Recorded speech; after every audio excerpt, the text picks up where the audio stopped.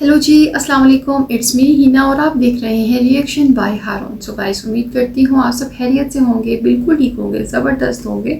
और जिस ज़बरदस्त वीडियो के साथ मैं आपके पास हाजिर हुई हूँ, जिसमें हम देखेंगे साउथ और नॉर्थ का कंपेयर करेंगे। आमतौर पर मेरी वीडियो का जो कंपैरिजन होता है वो इंडिया वर्सेस पाकिस्तान के साथ होता है, या इंडिया को किसी दूसरी कंट्री के साथ कंपेयर किया जाता है। बट आज इंडिया को ही इंडिया के साथ कंपेयर किया जाएगा। देखेंगे साउथ ज़्यादा बेस्ट है, नॉर्थ ज़्यादा बेस्ट है, क्या किस में बेहतर क्वालिटी है, क्या किस में बेहतर क्वालिटी आनी चाहिए। सो जी, ओरिजिनल वीडियो का लिंक आपको मेरे डिस्क्रिप्शन में मिल जाएगा। और वीडियो स्टार्ट करती हूँ। एंड ऑफ द वीडियो में आपके साथ अपना फीडबैक शेयर करूँगी, और मुझे अपना फीडबैक जो भी आप समझते हैं कि इस वीडियो में बेहतरी के लिए होना चाहिए, वो मुझे कमेंट में ज़रूर अपनी राय दीजिएगा। सो वीडियो स्टार्ट करिए, स्टे विद मी। कहूँ कि इंडिया एक्चुअली दो देशों में डिवाइड हो चुका है तो आप शायद थोड़ा शॉक हो जाओ, लेकिन सच यही है कि इंडिया का मैप दिखता तो एक है, लेकिन एक्सपीरियंस दो अलग देशों जैसा है। एक तरफ साउथ इंडिया जहाँ आईटी, एजुकेशन, हेल्थ केयर और ग्लोबल रेपुटेशन में आगे बढ़ रहा है, वहीं दूसरी तरफ नॉर्थ इंडिया जहाँ गरीबी, अनएम्प्लॉयमेंट, क्राइम और पॉलिटिक्स के जंगल में फंसा हुआ है। अगर आपने भी कभी साउथ इंडिया ट्रैवल किया है तो आपको पता होगा वहाँ डेवलपमेंट सिर्फ बिल्डिंग्स में नहीं, लोगों की थिंकिंग में भी दिखाई देता है। We like Tamil Nadu so far. वहाँ के शहर साफ और लोग ज्यादा डिसिप्लिन लगते हैं, लेकिन वही नॉर्थ इंडिया में bus stand, public places, station, even hospital के वॉल तक पान मसाला और गुटखा के लाल दाग से भरे मिलते हैं। बस इतना ही नहीं, कुछ साल पहले इस फॉरेन टूरिस्ट ने अपने एक ब्लॉग में कहा, साउथ इंडिया नॉर्थ इंडिया से ज्यादा सेफ फील होता है। I find the southern states to be safer, more orderly and more relaxed. And everyone's so friendly, it's amazing.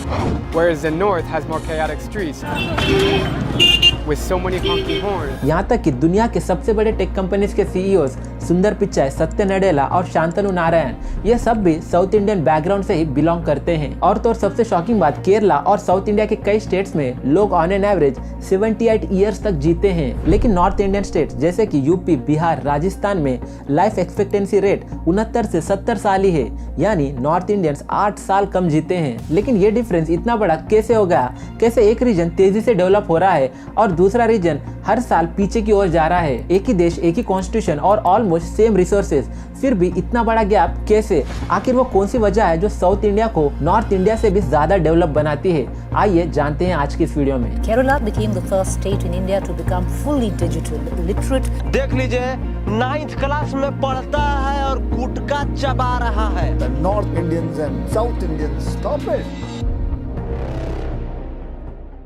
एक टाइम था जब नॉर्थ इंडिया दुनिया का सबसे अमीर रीजन माना जाता था, जहां शहर सोने की तरह चमकते थे, जैसे कि दिल्ली, पाटलिपुत्रा जो आज का बिहार है। ये दुनिया के सबसे बड़े ज्ञान और व्यापार का सेंटर हुआ करता था। पर आज वही डेवलपमेंट की रेस में पीछे छूट गए हैं, क्योंकि यूपी, बिहार, राजस्थान जैसे बड़े बड़े स्टेट जहां इंडिया का सबसे ज्यादा पॉपुलेशन है, आज वही स्टेट्स का लिटरेसी रेट सिर्फ 60% पर ही अटका हुआ है। लेकिन वही साउथ इंडियन स्टेट्स का लिटरेसी रेट 90% से भी ज्यादा है, जो एशिया के हाईली डेवलप नेशन के बराबर है। वो इसलिए क्योंकि साउथ इंडिया ने एजुकेशन को सिर्फ प्रायोरिटी नहीं, अपनी आइडेंटिटी बना दी। अब वो कैसे? तो बात यह है कि साल 1947 में जब इंडिया को आजादी मिली तो साउथ इंडिया ने सबसे पहले एजुकेशन और हेल्थ केयर पर ही फोकस किया। जैसे कि केरला ने 1957 में एजुकेशन फॉर ऑल का मॉडल शुरू किया, और तमिलनाडु ने नून मील स्कीम लॉन्च की, जिससे फीमेल लिटरेसी रेट बूस्ट हो। कई इकोनॉमिस्ट कहते हैं कि साउथ ने ह्यूमन डेवलपमेंट पे फोकस किया, लेकिन नॉर्थ ने कैश, रिलीजन और वोट बैंक के लिए पॉलिटिक्स पर ही फोकस किया। इसीलिए ये 70 साल पहले लिए गए डिसीजंस आज के डेटा में क्लियरली दिखाई दे रहे हैं, जहां साउथ स्टेट पूरे नेशनल लिटरेसी से 12 से 15% हायर है, यानी पूरे इंडिया में सबसे ज्यादा हाईएस्ट एजुकेशन और लिटरेसी रेट साउथ इंडिया में ही है। पर सबसे शॉकिंग बात, बीबीसी के एक रिपोर्ट के मुताबिक साउथ इंडियन स्टेट्स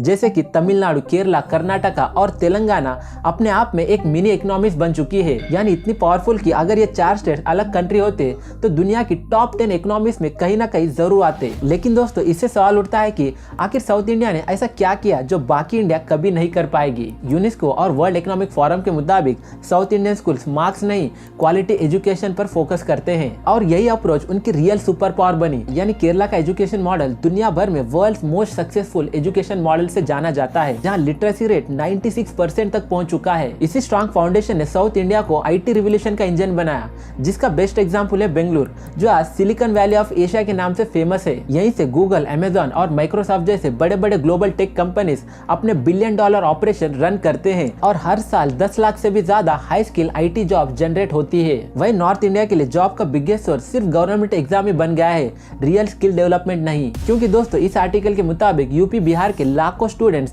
10-10 साल तक सरकारी नौकरी के पीछे अपनी जिंदगी वेस्ट कर देते हैं। मतलब नॉर्थ इंडिया अब भी बैड पॉलिटिक्स और आउटडेटेड सिस्टम के बीच स्ट्रगल कर रहा है। ये तो कुछ नहीं, वर्ल्ड हेल्थ ऑर्गेनाइजेशन के रिपोर्ट के हिसाब से इंडिया के टॉप 10 हेल्थ केयर हॉस्पिटल सब के सब साउथ इंडिया में ही है। केरला, चेन्नई, बेंगलुरु और हैदराबाद ये शहर वर्ल्ड क्लास हॉस्पिटल्स और स्पेशलिस्ट डॉक्टर के लिए फेमस माने जाते हैं। यहाँ तक कि दोस्तों केरला का हेल्थ केयर मॉडल इतना स्ट्रॉन्ग है कि पेंडेमिक के टाइम WHO ने पूरे वर्ल्ड को Kerala health care strategy follow करने की एडवाइस दी और आज नारायण हिल, अपोलो, एस्टर और मणिपाल जैसे हॉस्पिटल इंटरनेशनल मेडिकल टूरिज्म का ग्लोबल हब बन चुका है, जो सब साउथ में ही है। लेकिन नॉर्थ इंडिया में कंडीशन बिल्कुल ही अपोजिट है। यूपी बिहार के हॉस्पिटल में न बेड मिलते हैं, न डॉक्टर और न ही ऑक्सीजन सिलेंडर। यहाँ का इंफ्रास्ट्रक्चर हर साल कोलैप्स होता दिखाई देता है। साल 2019 में बिहार के मुजफ्फरपुर का वो हार्ट ब्रेकिंग इंसिडेंट क्या आपको याद है? लाइची नाम के वायरस से 150 बच्चे मर गए सिर्फ इसलिए क्योंकि हॉस्पिटल में ना ही बेड्स थे और ना ही डॉक्टर्स। लेकिन दोस्तों क्या आपको पता है सबसे अजीब बात, साउथ इंडिया के 5 स्टेट्स मिलकर सेंट्रल गवर्नमेंट को 25% से भी ज्यादा डायरेक्ट टैक्स पे करते हैं। लेकिन वही नॉर्थ इंडिया के ये 3 major states UP, MP, Bihar, जिनका पॉपुलेशन इंडिया में सबसे ज्यादा, पॉलिटिकल पावर सबसे स्ट्रांग और वोट बैंक सबसे बड़ा है, तब भी ये 3 स्टेट्स मिलकर सिर्फ 5% ही डायरेक्ट टैक्स देते हैं। मतलब 100 रुपए में से सिर्फ 5 रुपए ही नॉर्थ से आते हैं। तो क्या इसका मतलब है साउथ इंडिया परफेक्ट और नॉर्थ इंडिया बेकार है? बिल्कुल नहीं। रियलिटी यह है कि नॉर्थ इंडिया के पास टैलेंट, पोटेंशियल और एनर्जी तो बहुत ज्यादा है, लेकिन पॉलिटिक्स की वजह से सही सिस्टम नहीं है। अगर इंडिया वही फोकस, वही एजुकेशन और वही डेवलपमेंट फॉलो करे तो एक दिन इंडिया हाईली डेवलप कंट्री बन सकता है। लेकिन दोस्तों आपको क्या लगता है? प्लीज हमें कमेंट्स में जरूर बताना। सो व्यूअर्स, अगर हम डिफरेंस की बात करें तो वाकई में 100% डिफरेंस आता है। साउथ नॉर्थ से 100% बेटर है। जैसे कि मुल्क आज़ाद हुआ तो साउथ ने जब से ही अच्छी स्टडी बेस बना ली, बच्चों को अच्छी स्टडी देनी स्टार्ट कर दी। वो स्टडी सिर्फ बुक्स और कॉपीज़ की हद तक नहीं था, बल्कि बच्चों को मुकम्मल तौर पर प्रैक्टिकल्स भी करवाए गए। जबकि नॉर्थ में ऐसा कुछ नहीं है। नॉर्थ में अगर 9th क्लास का बच्चा है तो वो गुटखा खाता है। और हैरानगी यहाँ पर आती है कि उन्हें अपनी ज़िंदगी में कामयाबी के लिए 10 बार इम्तिहान पास करने होते हैं और फिर जाकर उन पर कामयाबी वाजिब हो जाती है। इसी तरह जी बात करते हैं हॉस्पिटल के हवाले से, जो कि हमारे माशरे के लिए हॉस्पिटल्स बहुत ज़्यादा ज़रूरी होते हैं। साउथ के हॉस्पिटल्स इंतहाई नीट एंड क्लीन है, हर चीज़ की सहूलत वहाँ पर मुयसर है। बेड से लेकर हर छोटी से छोटी चीज़ और हर बड़ी से बड़ी चीज़ वहाँ पर मौजूद है। लेकिन अगर हम नॉर्थ की बात करते हैं तो नॉर्थ में तमाम चीज़ें अवेलेबल नहीं है। अब पहली बात तो ये कि वहाँ पर आपको सफाई नहीं मिलेगी, और सफाई के बाद अगर आपको मिल ही जाती है स्पेस हॉस्पिटल में आने के लिए तो आपको बेड पर जगह नहीं मिलेगी। एक ही बेड के ऊपर 2 से 3 पेशेंट्स होते हैं, और अगर आपको बेड पर जगह नहीं मिलती तो नीचे फर्श पर बैठने की जगह तो ज़रूर मिल ही जाएगी। इसी तरह जी कहा जाता है कि कुछ साल पहले नॉर्थ में कुछ बच्चों पे वायरस हुआ था जिसमें 137 बच्चे हलाक हो गए, लेकिन उनका ट्रीटमेंट करने में इतनी कोताही हो गई थी कि बच्चों की डेथ काफ़ी ज़्यादा हो गई। वो सिर्फ यही वजह थी कि उनके पास एक्सेसरीज कंप्लीट ना होने की वजह से ये मामला चले। इसी तरह जी बात करते हैं बिल्डिंग्स के हवाले से, नीटनेस के हवाले से, तो साउथ की जितनी भी बिल्डिंग्स हम देखते हैं, जितने इनके रेलवे स्टेशन हैं, एयरपोर्ट्स हैं, इंतहाई नीट एंड क्लीन है, खूबसूरत बनाए गए हैं। जबकि नॉर्थ के रेलवे स्टेशन इंतहाई गंदे, जगह जगह पानों की पिचकारी, इंतहाई गंदगी के ढेर लगे हुए हैं। अच्छा जी, अब इसमें क्वेश्चन ये होता है क्या ये जो वजूहात सारी बनी है, क्योंकि है तो दोनों ही इंडिया के ही पार्ट, तो क्या स्टडी की कमी की वजह से है? क्यों इतनी डेवलपमेंट नहीं हुई? अगर पॉलिटिक्स की बात की जाए तो कहा जाता है जी नॉर्थ में बहुत ज़्यादा पॉलिटिक्स है as compared to the south. तो क्या पॉलिटिक्स बेस्ट होगी, बेटर होगी तो ही नॉर्थ की कंडीशन कुछ बेटर होगी? ये ऐसी क्या रीज़न हो सकती है जो नॉर्थ को अपने पर इम्प्लीमेंट्स करनी चाहिए और वो भी इंडिया का पार्ट लगने के साथ साथ एक खूबसूरत हिस्सा भी लगे? सो व्यूअर्स, मुझे कमेंट में अपनी राय दीजिएगा। एंड जी thank you so much for watching my video, thank you so much for your special time. अल्लाह हाफिज़।